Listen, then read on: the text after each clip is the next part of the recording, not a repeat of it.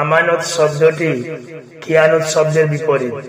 আমানতের হিফাজত করা ইসলামের একটি গুরুত্বপূর্ণ দিক। আমানতের খিয়ানত করা মুনাফিকের লক্ষণ। আখিরি জামানায় আমানতের খিয়ানত ব্যাপকভাবে দেখা দিবে। অযোগ্য লোককে কোনো কাজের দায়িত্ব দেওয়াও আমানতের খিয়ানতের অন্তর্ভুক্ত। হযরত আবু হুরায়রা রাদিয়াল্লাহু তাআলা আনহু হতে বর্ণিত, রাসূল সাল্লাল্লাহু আলাইহি ওয়াসাল্লাম কোন এক মজলিসে আলোচনা করছিলেন।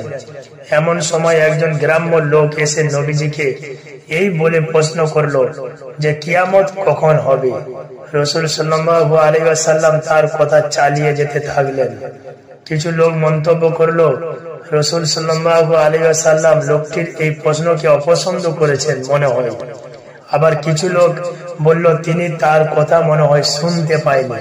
আল্লাহ রাসূল সাল্লাল্লাহু আলাইহি ওয়াসাল্লাম আলোচনা শেষে বললেন, প্রশ্নকারী লোকটি কোথায়? সে বলল, এই তো আমি। তখন রাসূল সাল্লাল্লাহু আলাইহি ওয়াসাল্লাম বললেন, যখন আমানতের খিয়ানত হবে তখন কিয়ামত নিকটবর্তী হয়ে গেছে বলে মনে করবে। লোকটি আবার প্রশ্ন করলো, কিভাবে আমানতের খিয়ানত করা হবে? রাসূল সাল্লাল্লাহু আলাইহি ওয়াসাল্লাম বললেন, যখন অযোগ্য লোকদেরকে কোনো দায়িত্ব দেওয়া হবে তখন কিয়ামতের অপেক্ষা করতে থাকো।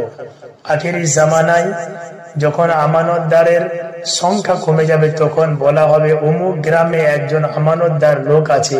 লোকেরা এই কথা শুনে তার প্রশংসা করবে এবং বলবে, সে কতই না বুদ্ধিমান, সে কতই না মজবুত ইমানের অধিকারী, অথচ তার অন্তরে সরিষার দানা পরিমাণও ইমান নেই। বুখারী শরীফের হাদিস।